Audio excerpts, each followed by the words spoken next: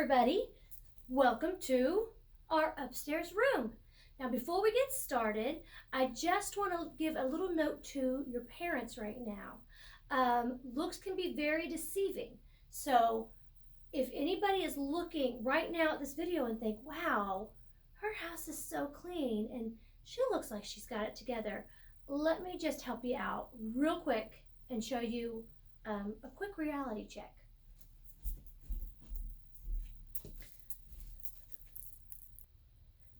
This is what this room actually looks like. This is the bonus room above the garage. And it's basically just become, you know how people have a junk drawer? This has become the junk room where broken things and forgotten things and trash and everything else just seems to accumulate. So don't feel bad if your house is not looking as clean as that first space that you saw when I opened up the video, because like I said, looks can be very deceiving. That took me a really long time to get it that clean.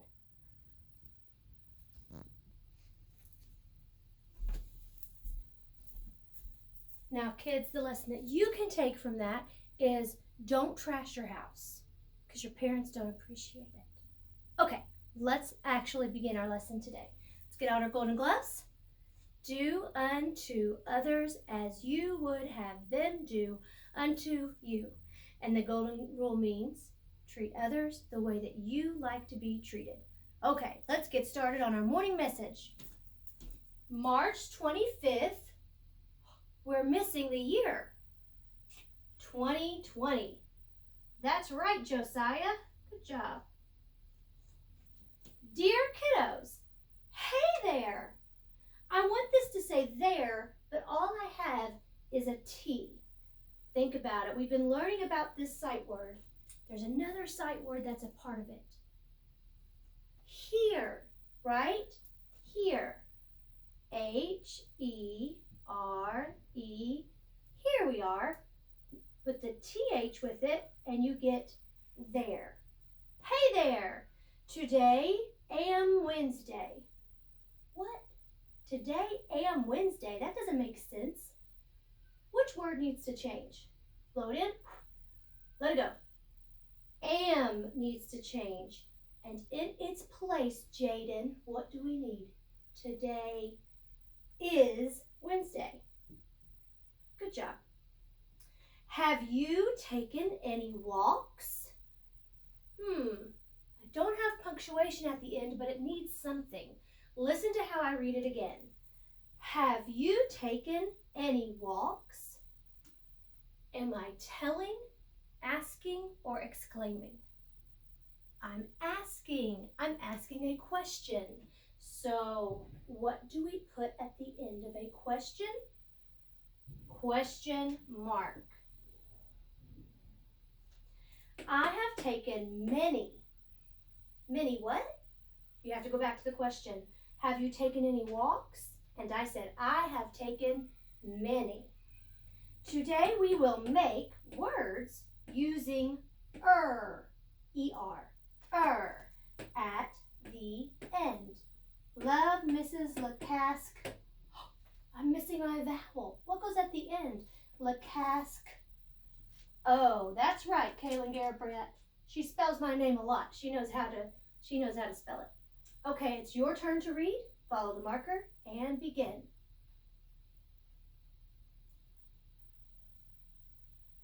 Hey there. Have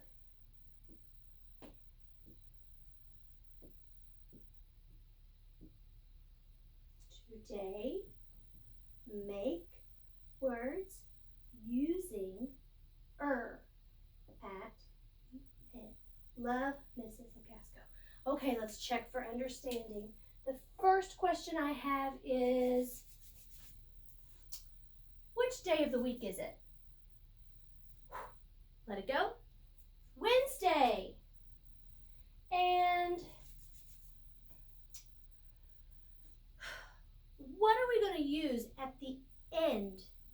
words. We're gonna make words. What's gonna go at the end? Float in, let it go. E-R. Very good. All right, boys and girls, we are going to move on and say hello to everybody in the classroom. I gave you a new seating arrangement. You know how I do that sometimes in the classroom? Well, today I did it on our pocket chart.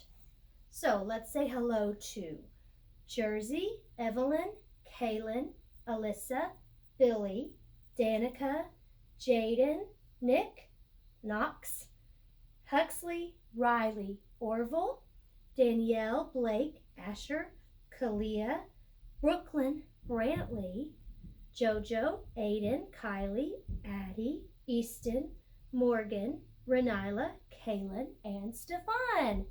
Hey everybody! Let's do a quick addition practice.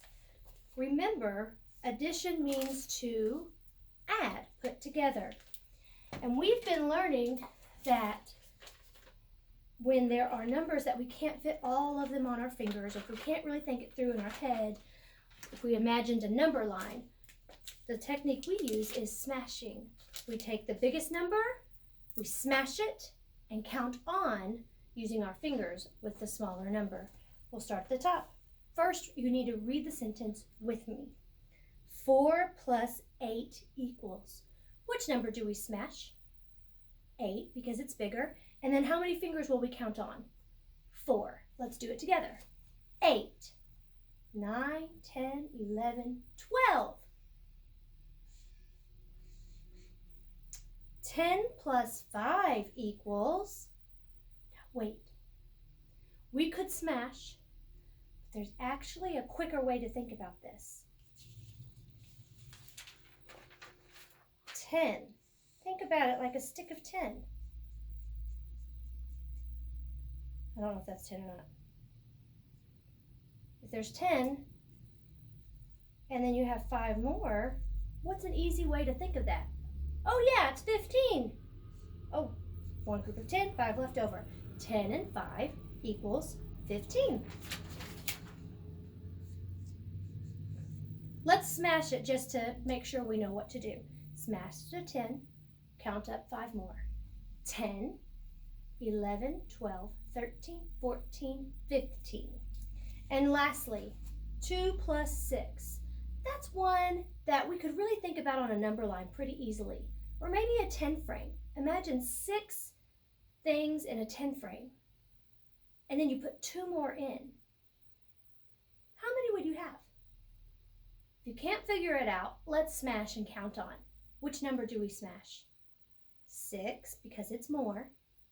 Count on 2. Ready? 6, 7, 8.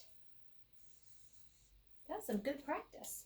Okay, let's count by 5s as we twist, counting by 5s. 5, 10, 15, 20, 25, 30, 35, 40, 45, 50, 55, 60. Good job. And now let's reach and stretch as we count by 10s. 10, 20, 30, 40, 50, 60, 70, 80, 90, 100. Awesome work. Let me grab our sight words. I know we've been learning some new ones, but it's important that we go over our old ones as well, like we normally would in the classroom. Let's do a lightning round of the old ones. Many of, oh, can't read that, goes, walk, out, or, funny, what, does, find, eat, jump, behind, good, so, We didn't do this one, I don't think. Gets, gets. Remember, if you don't know a word, I hope you're saying sound it out. We'll put it all together. If you don't know a word, sound it out. Sometimes words don't sound out the right way for us, but luckily this one does. Gets, gets. It's the same sign as got. Me. Ooh, long. We haven't gone over that one in a while. An, like when we say, I got an invitation, or if we said, I looked at an elephant. Not, run, 7, 3, white, nice, purple, 2, many, of. All right, here's the new ones.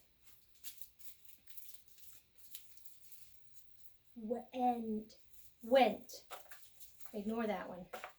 Ignore that one. Ha! I probably should have taken time to make sure they were all facing the same way, but oh well. Here we are.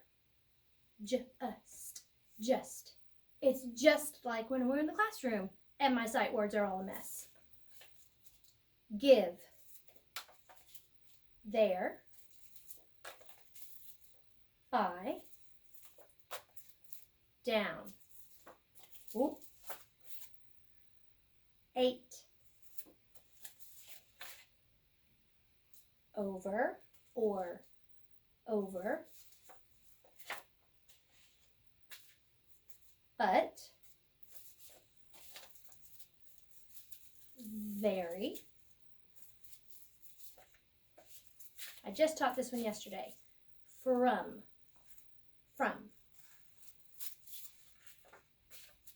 Was. Got. Went. You know what I'm missing? Saw. Oh well, I'm sure I'll find it eventually. Okay, the next thing that we're going to do today, boys and girls, is practice putting at the end of words. I'm going to erase what we have on the board, and then when I come back, we'll be ready to make some words.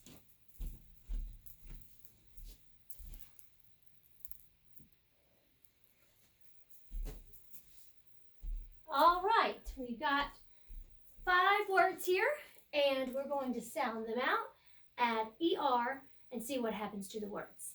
Let's sound the top one out together. I underline the AI.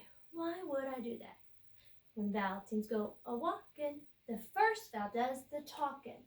A is going to say its name. Let's sound it out. P-ain't, p-ain't, paint. Now if we put at the end, what will we get? Painter, painter. A painter would be a person who paints. Let's do the next one. Ooh. Vowel team again. Which vowel will say its name? The E. Let's sound it out. Eed. Read. Read. What happens if I write an ER? Reader. We are readers, aren't we? All of us, we're readers. Let's do the next one. I see a super-E. Who's going to say its name? The I. Let me write an I above it. Now, let's sound it out. What is that, a D or a B? It's a D. It's a D. Here we go. Dr. I've. Drive. Now what? Wait a minute. Am I going to have to add another E and then an R? No. If a word already ends with an E and you want to add the at the end, you only need the R. So the word drive became driver. Driver. Okay, let's take a look at the next one. We have another super-E. So the A will say its name. Let's sound it out. Bake. Bake. And now to make it say baker, we don't have to add an E. It's already there. So we just add R. Baker. Last one. We know those first three letters, don't we? Cat. Cat. But then it has a CH. Catch. Catch. Catch. So if we add ER to the end, we will get catcher. That's one of the positions that my son Pilot plays when he plays baseball. He mostly plays third base, but sometimes he plays catcher too. That's the person that sits at home plate and the pitcher pitches the ball to the batter, and if the batter misses it, the catcher catches it. All right, let's read through the top to the bottom. Paint-er, painter. Read-er, reader. Drive-er, driver. Bake-er, baker. Catch-er, catcher. Awesome. The last thing we're going to do is read a book called Life Size Zoo. Life Size Zoo. The pictures in this book are photographs that show us the actual sizes of these animal faces. It's really, really cool. We can't go to the zoo right now because it's shut down, just like everything else. So we can just pretend to go to the zoo as we look at the pictures in this book today. That's like the map of the zoo. If you ever visit a zoo, when you first come in, you can grab a map so you can see where all the animals are and you know which ways to go. Here we have a panda. Pandas have black fur on their ears, on their shoulders, their legs, and around their eyes. The rest of their fur is white. And if I were next to a panda right now, this is the actual size it would be. That is the size of a panda's head and shoulders.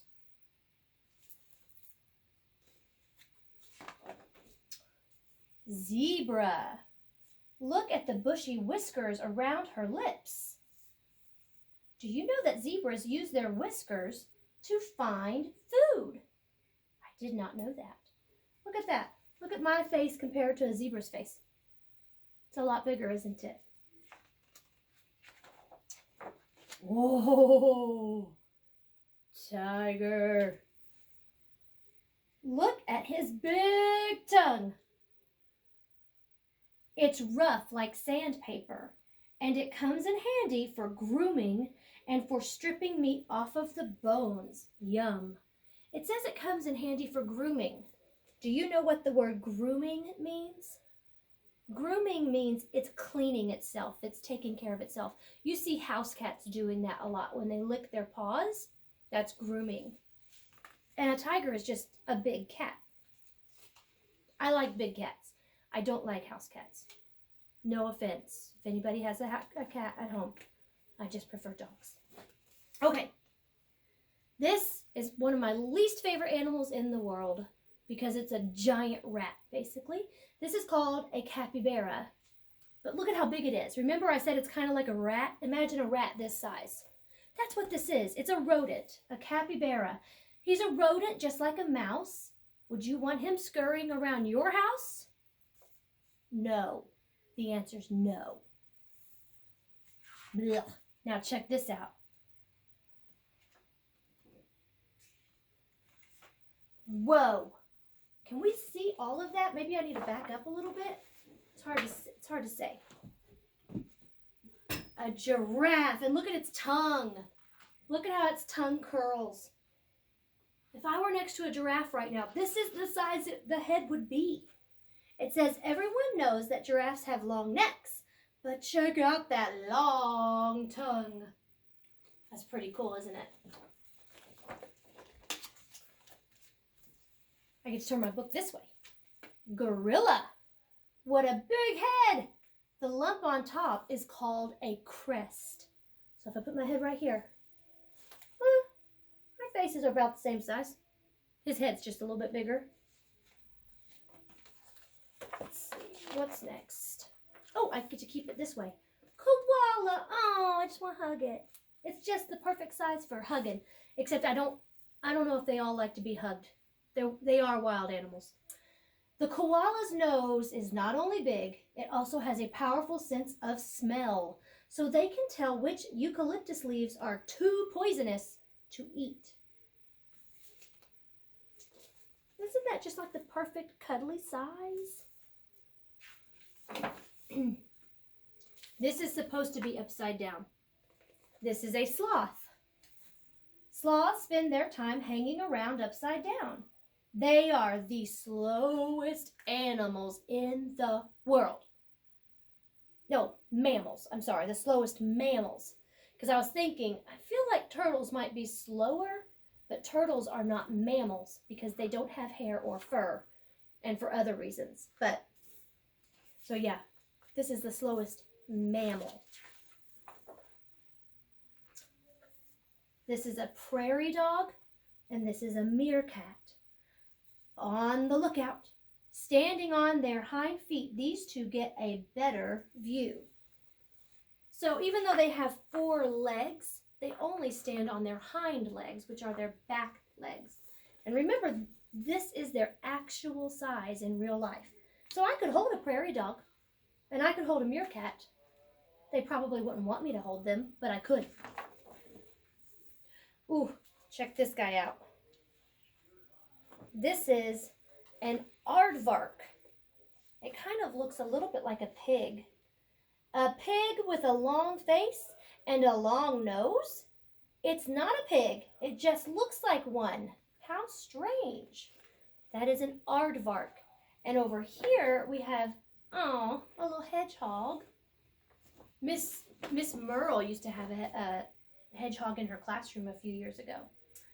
Hedgehogs have spiky spines, and then this is an armadillo. Armadillos have grooved, armored shells. So that's how they protect themselves. We talked about that when we learned about forest animals, ways that they protect themselves. This guy has a hard shell, and this guy is prickly. You wouldn't want to eat something that was prickly, would you? All right, here comes our next guy. Whew, my page is a little torn up here. I don't know if you can tell, but this is an elephant. See, that's its eye right there. This would be the size of an elephant's eye, and this is part of its trunk. This is an Asian elephant's profile. That means you're looking at the side of its face. If you look to the right of her eye, you will see a patch of reddish colored hair, almost red. The ear hole is just above it. So if we looked really closely, oh, the elephant's so big. There's a tear right here, so that's not the elephant. I think it's talking about right here, maybe. I think that might be the ear hole of the elephant. There's the eye, there's the ear. Okay, we're almost done. Oh, what do we have here? Wait, did I pull up that piece? No, that's it. Oh my goodness, this was really long. I can't hold it all. Okay, this is the ear hole right here. There it is. Elephants are big. Okay, moving on. Let's take a look at, what is that? No. Okay, tapir. This is a tapir. It's not very cute. At least I don't think so. The tapir might look like a pig, but it's more closely related to the horse and the rhinoceros. I would say a horse is much prettier than a tapir. What do you think? Ooh, look at this guy. This is an anteater. Look at that nose. That long nose and mouth look like they belong on a completely different body. They are called anteaters because they eat ants up to 30,000 a day. Holy cow. That's a lot of ants. Oh, it's a sea lion. How can you tell a sea lion from a seal? A sea lion has small flaps over its ears. Right there. A seal only has ear holes. So now you know to tell the difference. Sea lion's going to have like a little flap on its ear, and a seal will just have a hole. Ooh, we got a camel. Furry and curly. The camel's thick hair protects it from the strong sunlight in the desert. Oh, this is my daughter Harper's favorite, the red panda. He is super cute, like a black and white panda, but he is actually related to raccoons and weasels and skunks. But look how cute. He looks like a good size to cuddle too. Remember, that's his actual size. Oh, that's our last one, I think. Yeah, and you know what? Oh no, here it is. We got another big one. This is a rhinoceros. Now, this is a cool fact. Listen to this. The rhino's horns are actually made of a bundle of hair. It's not like horn material, like hard like you'd think. It's made of a bundle of hair, but they have little or no hair on the rest of their bodies. Isn't that interesting? That horn is just made of a bundle of hair. Crazy. Those are pretty cool facts. All right, this video is going quite long. So instead of me doing a journal prompt for you today, I want you to, you'll do yours at home. I'm just not going to do it here. But let's talk about it. It says, imagine you can be any animal. Which animal would you want to be? So I want you to start your journal off. I want to be, but then you have to tell me why. So if you chose a giraffe, then you need to tell me why you would want to be a giraffe. I want to be a giraffe because they're really tall and they can see everything. Or maybe you want to tell me that you want to be a snake. It wasn't in the book. It doesn't have to be, because you can be any animal at all. So let's pretend you want to be a snake. Well, you have to tell me why. I want to be a snake because, and parents, let them try to segment and sound out because on their own. It's okay if it's not spelled totally correctly. Because I want to be a snake because they can bite people. I mean, I don't know why you want to bite people, but if that's your reason, go for it. So I can't wait to see these journal writings today and see what kind of zoo I've been teaching all along in our classroom this year. I'll see you later. I love you. Goodbye.